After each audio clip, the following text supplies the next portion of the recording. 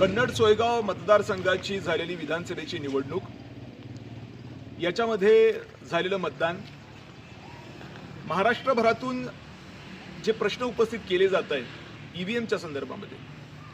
तसेच प्रश्न इथेही आहेत आणि या संदर्भामध्ये मी आज निवडणूक निर्णय अधिकारी यांच्याकडे काही कागदपत्र मागण्यासाठी आलेलो आहे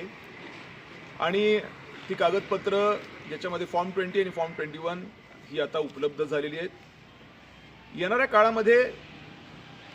महाराष्ट्रभर या ईव्हीएमच्या संदर्भामध्ये विषय पुढे येणार, तसे कन्नडमध्ये पण येणार, कारण अनेक गोष्टी ज्या आत्ता ह्युमन एरर म्हणून की बाबा आमचं लिहिताना चुकलं होतं आणि आता आम्ही ते दुरुस्त केलंय अशा पद्धतीच्या पुढे येत आहे, ज्याच्यामध्ये सर्वात महत्त्वाचा विषय म्हणजे मतदानाच्या दिवशीची निघालेली आकडेवारी, जी आकडेवारी पत्रकारांना देण्यात आली होती ती नेमकी मतदान मोजत असताना बदलली, ती वाढली आणि मग काय झालं म्हणे तर स्पष्टपणे सांगण्यात आलं की अरे बाबा ते सुरुवातीला आम्ही चुकलो होतो आणि आम्ही आता नंतर ते दुरुस्त केलं। म्हणजे बा इतकं जर का त्याच्यामध्ये हलगर्जीपणा असेल, आज पत्रकारांना निवडणूक निर्णय अधिकारी म्हणजेच काय तर इलेक्शन कमिशन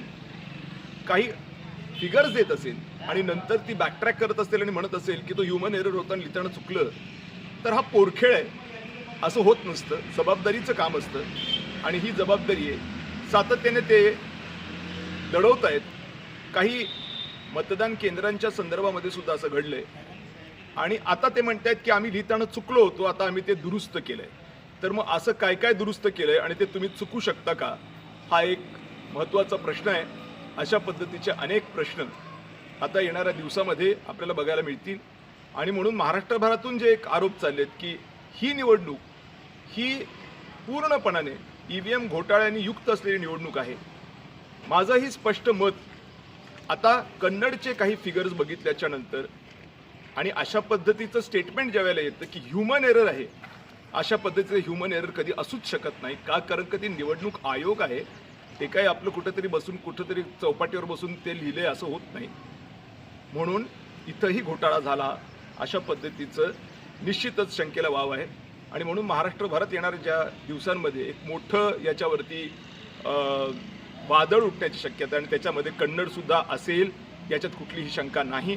आणि म्हणून ही निवडणूक ही ईव्हीएम घोटाळ्यांनी युक्त असलेली निवडणूक असल्यामुळे ही निवडणूक रद्द करण्यात यावी आणि पुन्हा एकदा नवीन निवडणूक बॅलेट पेपर घेण्यात यावी अशा पद्धतीचा एक नवीन प्रस्ताव हा येणाऱ्या काही दिवसामध्ये येईल, याच्यात कुठली शंका नाही। आमदार जे झालेत त्यांना मी शुभेच्छा दिलेल्याच आहेत, किंबहुना त्यांनी चांगलं काम केलं तर मला मिळालेलं मतदानही त्यांना मिळेल आणि अत्यंत चांगल्या पद्धतीने त्या पुढेही निवडून येतील अशा शुभेच्छा मी त्यांना दिलेल्याच आहेत। पण त्याचबरोबर जर अशा पद्धतीच्या शंकेला वाव असेल की मुळातच निवडणूक चुकली आहे, तर निश्चित स्वरूपाने नैसर्गिक न्यायाच्या दृष्टिकोनातून ज्याही लोकांनी मतदान केलंय त्यांना न्याय मिळण्याच्या दृष्टिकोनातून याच्यामध्ये कारवाई अपेक्षित आहे आणि ती कारवाई करण्याच्या संबंधातली भूमिका आता मी घेतोय आणि त्या पद्धतीने आता इथून पुढे निवडणुकीवर प्रश्नचिन्ह हा जसा महाराष्ट्र विचारतोय तसा कन्नडमध्येही विचारला जाईल, याच्यामध्ये कुठलीही शंका नाही। धन्यवाद।